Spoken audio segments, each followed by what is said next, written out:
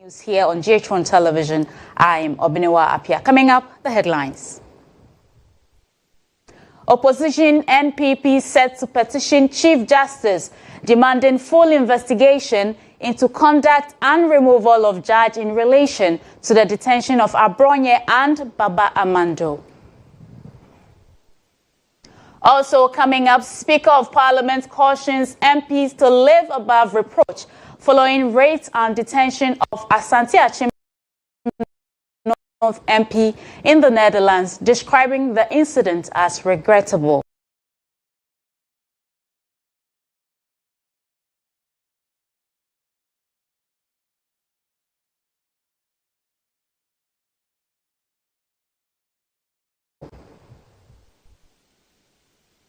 Also coming up, the health minister says others coming up shortly. Please, just stay with me.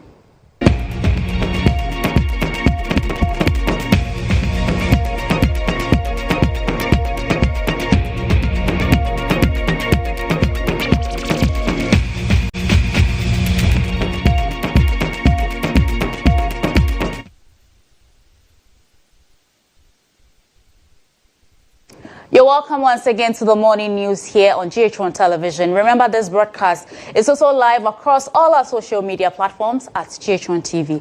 I am Obenewaa Appiah. Now, this morning, the opposition NPP will today, Friday, 22nd May 2026, petition the Chief Justice, Paul Bafoboni, calling for a full investigation into the conduct of His Honor Joseph Yeduban Kusong, the infamous political judge in relation to the Abronye and Baba Amando cases. The petition will be formally submitted by General Secretary of the NPP, Justin Kodria Frimpong, on behalf of the party. Abronye DC had been remanded by the Circuit Court for 2 weeks in connection with ongoing investigations into alleged misinformation and offensive public statements.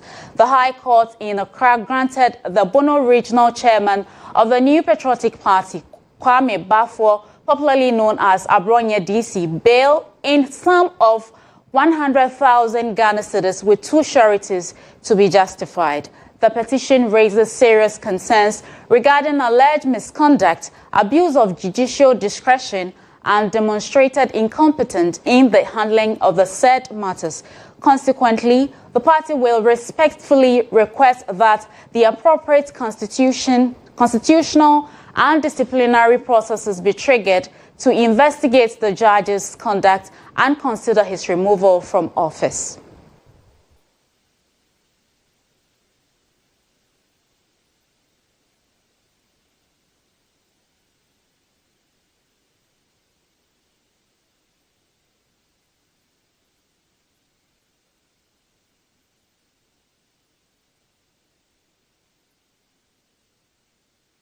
Now, away from that, Speaker of Parliament, Alban Bagbin, has cautioned members of the House of Parliament to conduct themselves in a manner that is above reproach, stressing that lawmakers are not beyond the reach of the law. Addressing Parliament as the House resumed sitting, Speaker Alban Bagbin clarified that security agencies do not require his permission to invite or arrest MPs, but are only expected to formally notify his office. Meanwhile, both the majority and minority sides exchanged differing views on issues of national concern, including alleged political intolerance, judicial independence, and the proposed anti-LGBTQ legislation. The legislature has resumed for the second meeting of the second session of the 9th Parliament, with lawmakers expected to deliberate on several major bills and policy reforms across key sectors of the economy. As proceedings opened on Thursday, March 21, 2026, leaders on both sides of the House outlined their priorities and concerns. The minority raised concerns about political intolerance and the use of state institutions against critics. Members and supporters of the NPP were arrested and detained for violence, not for financial crime, but for speech, for exercising the right to free expression that Article 21 of our Constitution guarantees to every Ghanaian. A party organizer was seized by Musk, heavily armed CID and BNI officers for posting a Facebook image of the president with the caption, "Dumso is back."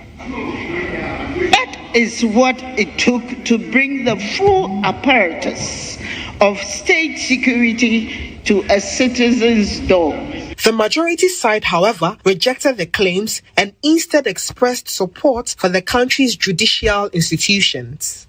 We must equally acknowledge that public confidence and trust in governance is increasingly being measured not by speeches, but rather by tangible improvements in the living conditions of the people we serve. To this end, Ghanaians expect accountability, transparency, and responsive leadership. They expect Parliament to rise above partisan divisions whenever the need arises and rally around the desire to improve their lives and livelihood.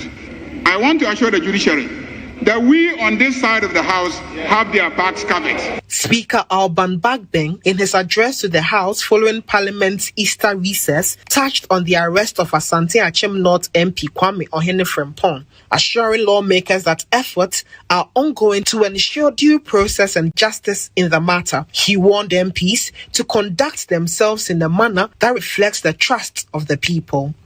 As we've been told, it's regrettable that one of the members of this House is alleged to be on the wrong side of the law. You've already been given the details. What I can add is that Parliament is working with government to ensure justice is done in this matter. I will in due course keep the House updated with developments in the matter.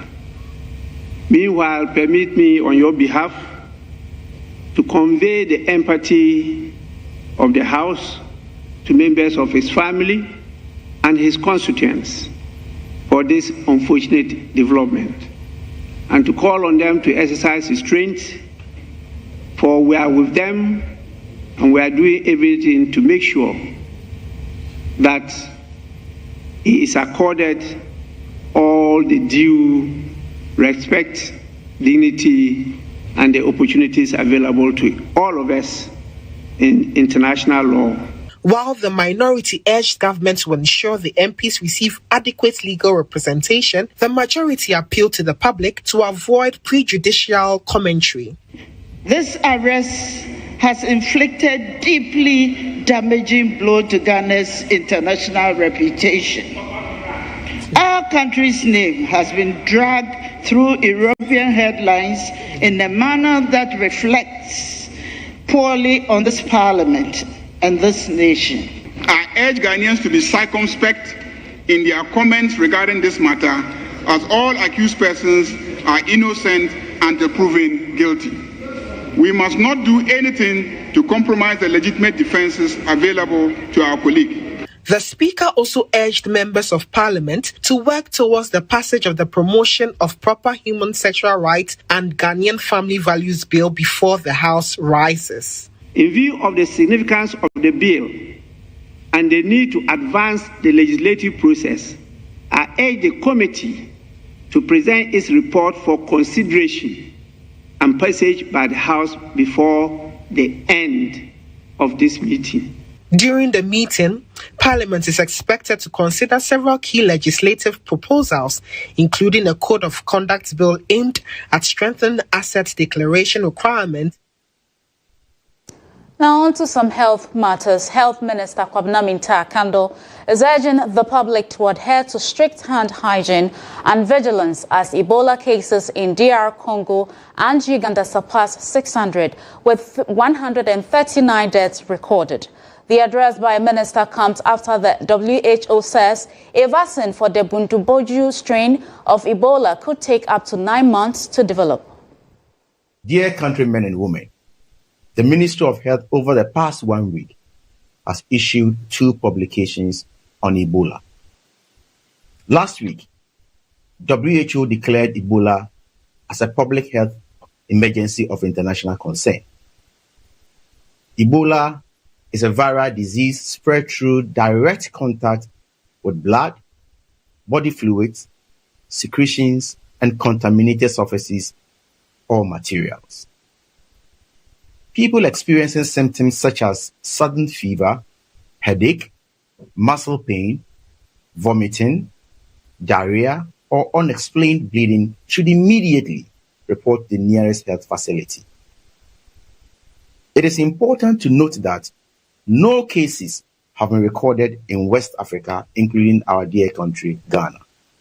However, it is said prevention is always better than cure. In that spirit, the following precautions must be adhered to. 1.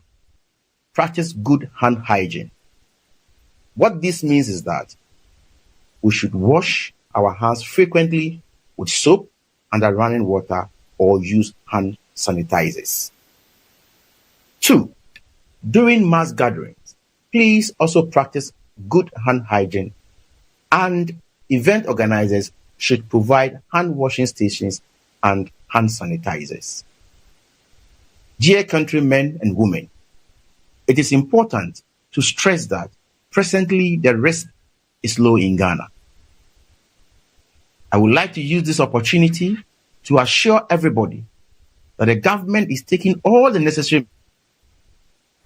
Now, away from that, Deputy Appiah has underscored the critical role of technical and vocational education and training, TVET, in tackling unemployment and driving job creation in the country. He says government remains committed to strengthening the sector through the establishment of a dedicated TVET fund to support skills development and innovation. The Deputy Education Minister made the remarks while monitoring the ongoing TVET examination in the capital. During some selected TVET institutions in Accra, during the ongoing final examinations for students in the technical and vocational sector, Deputy Education Minister Dr. Clement Appiah reiterated government's commitment to expanding technical and vocational education and training as part of efforts to address youth unemployment and accelerate industrial growth. According to him, equipping young people with practical and employable skills remains key to creating sustainable jobs and reducing the country's dependence on white-collar employment. So TVET is a way to go, and with that, we wouldn't be having unemployed graduates as a situation. Because whether you are a plumber, you are a mechanic, you are an auto mechanic, a fridge repairer, a steel bender, you have something to do. You can create and even employ others. This is why we want to encourage TVET. Dr. Appiah also reaffirmed government's resolve to establish a TVET fund to provide sustainable financing for technical and vocational institutions across the country, where we are looking at contributing at least 2% of our oil revenue to a dedicated fund to support TVET education. And there's a lot more that is happening in the TVET space. So the days where TVET was seen as an option for those who didn't have the needed competencies to pursue regular secondary education are over. The Deputy Education Minister also commended the candidates and invigilators for their dedication and encouraged students to take advantage of opportunities within the TVET sector to build successful careers and contribute meaningfully to national.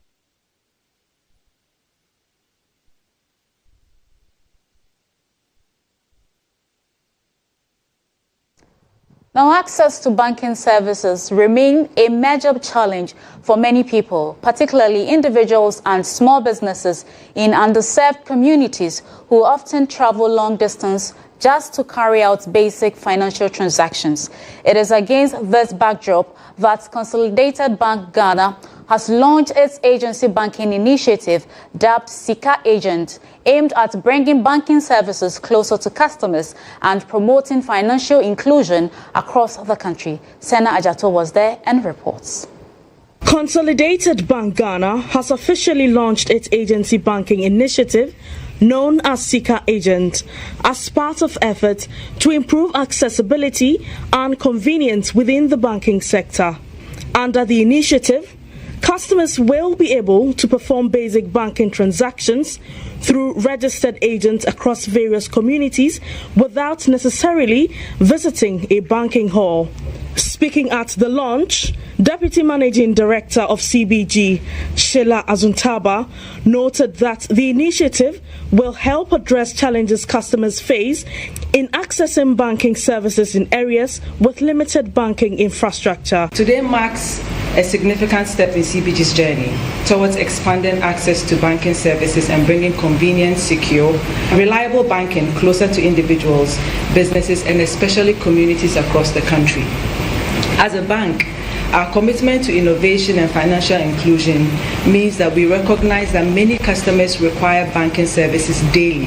Therefore, this product is aimed at ensuring that more people across the country can access extremely well-thought, well-curated products and services within their communities through all our approved agents. Managing Director of CBG, Naomi Walali-Kwete, also emphasized the importance of innovation and inclusive banking in expanding financial access and supporting economic growth. We believe that we need to serve the unserved communities, and agency banking is one of the ways we can do that. We have said that as we speak today, we have onboarded about 168 agents, and we hope to do by 1,000 by the end of the year.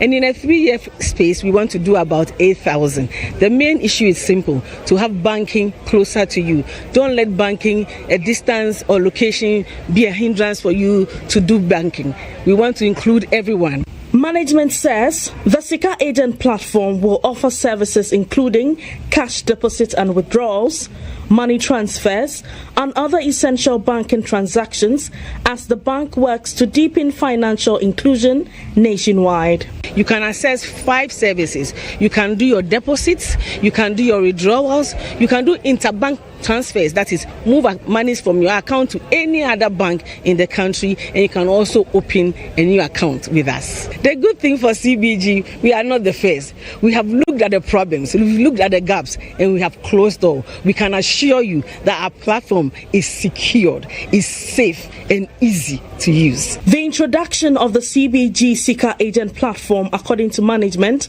forms part of broader effort to make banking services more accessible, convenient, and inclusive for individuals and businesses across the country. Young creatives are being cautioned against the use of pirated or free versions of Adobe software.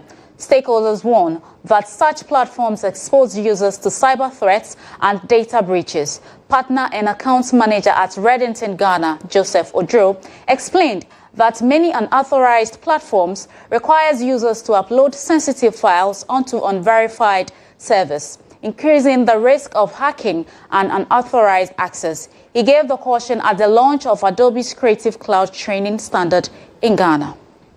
As Ghana's creative economy gathers pace and presents new opportunities for jobs and growth, Adobe and Reddington, Ghana are positioning the country as a hub for digital creativity and innovation. The launch of Adobe Creative Cloud for Teams standard, described as the first initiative of its kind in Africa, is expected to give businesses, agencies, and young creatives access to industry-standard digital tools to improve productivity and compete globally. Speaking at the launch, partner and account manager at Reddington, Ghana, Joseph Odro, noted that users can access the software suite at nearly 60% below the standard cost, making industry tools more accessible to creatives and reducing reliance on pirated software. Spoke to them about pricing issues because we normally want free and perpetual licenses. They said, okay, then they can do something for us, which the prices too are very cool.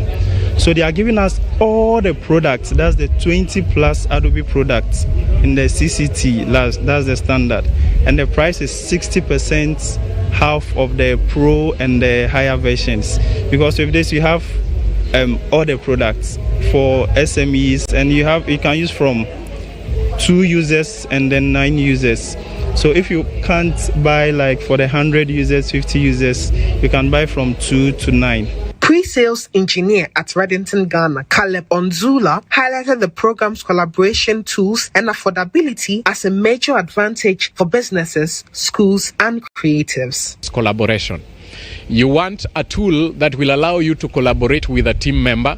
You want a tool that when you are not there, someone can log in from their own details or credentials and access the same tools that you are creating.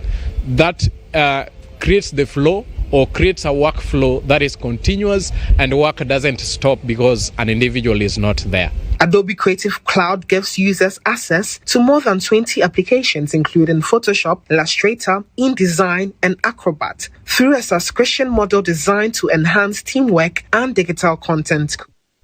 That'll be all for the morning news here on GH1 Television. However, Sewa and Joshua on standby to give you GH Today. Don't go anywhere. I am Obenewaa Appiah. Do enjoy the rest of your morning.